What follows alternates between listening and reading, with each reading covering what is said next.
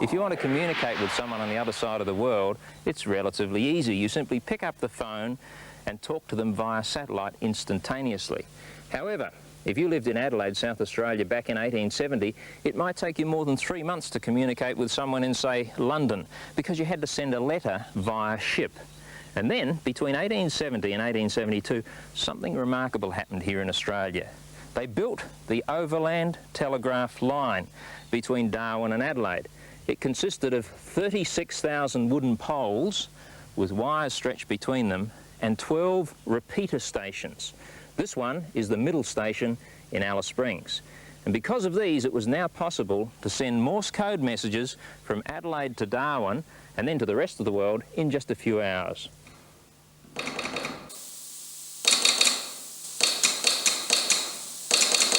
Morse code, as you probably know, consists of a series of long and short taps, dashes and dots. And by this means you can send words or numbers anywhere you like, as long as you have a wire to send them along electrically.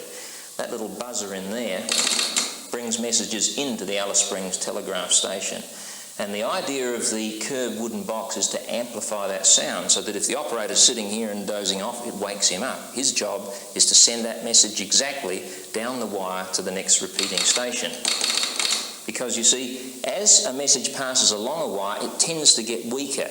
That was why they had repeating stations, so that an operator could regenerate that message, start it again afresh, so that a strong message now goes along to the next repeating station. And this service was offered 24 hours a day. Now, the station master was responsible for making sure that all of the telegraph operators kept accurate records of all messages sent and received via Morse code, but he had other jobs as well. The station master was also the postmaster, so he had to make sure that all of the mail was carefully sorted and delivered. It was delivered once every 6 weeks from the capital cities. He was the only main government representative, so he also had the job of being the magistrate. He was sort of judge and jury in this region. And he sold provisions to any strangers who might pass by.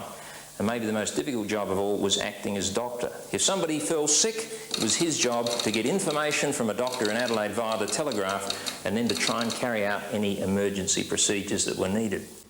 Another very important person at the telegraph station was the blacksmith, and he worked here in the blacksmith shop with a stone forge and a very hot fire, which could be made even hotter by pumping the leather bellows.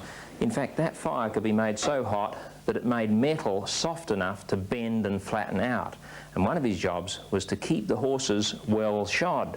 And there were 60 horses here at the Alice Springs telegraph station, because those 4 operators, when they weren't tapping away on the Morse code set, were galloping up and down the line, making sure that everything was in good shape.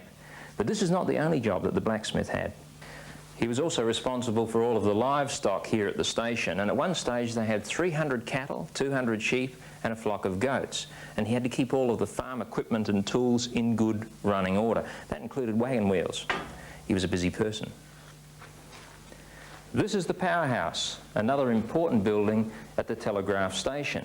At one time, the whole floor was covered with batteries. Now, when I say battery, you probably think of something like this: dry cells, which you put in torches and flashlights and electric motor toys.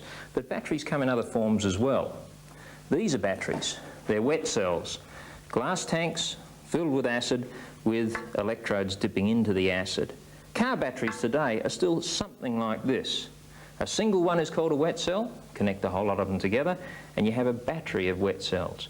Now you might say, why on earth would you need the floor covered with these to power a telegraph station? Well, only about a third of them will need to power the telegraph line, another third replacement parts, and another third battery cells being recharged. They were all vital to keep the communication line open.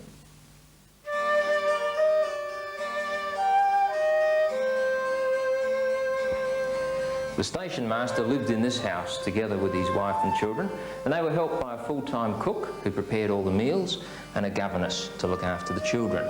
Now, in addition to the lounge and dining room which you see here, this building also has bedrooms, and in those bedrooms you see the old brass bedsteads and cots which were used in those days. The kitchen and laundry were in quite a separate building.